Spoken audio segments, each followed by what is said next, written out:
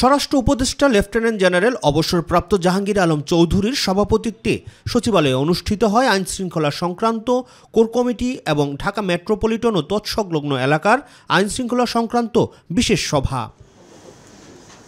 সভা শেষে ব্রিফিংয়ে আলোচনার বিষয়বস্তু তুলে ধরেন স্বরাষ্ট্র উপদেষ্টা।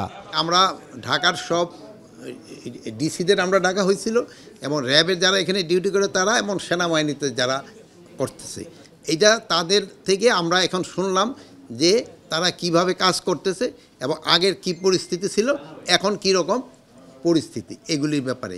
কোনো অবস্থায় দুষ্কৃতিকারীদের ছাড় দেওয়া হবে না জানিয়ে নির্বাচনের জন্য আইনশৃঙ্খলা বাহিনী প্রস্তুত বলে জানান তিনি।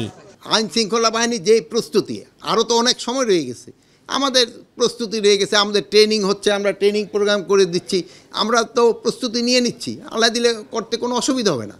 গোপালগঞ্জের সহিংসতার ঘটনায় আইনশৃঙ্খলা বাহিনীর ভূমিকা এবং গণগ্রেফতার নিয়ে সাংবাদিকদের প্রশ্নের জবাব দেন স্বরাষ্ট্র উপদেষ্টা। গণগ্রেফতার হচ্ছে না, যারা অন্যায় করছে তাদেরই গ্রেফতার করা হচ্ছে। রাকিব হাসান, মাইটিভি, ঢাকা।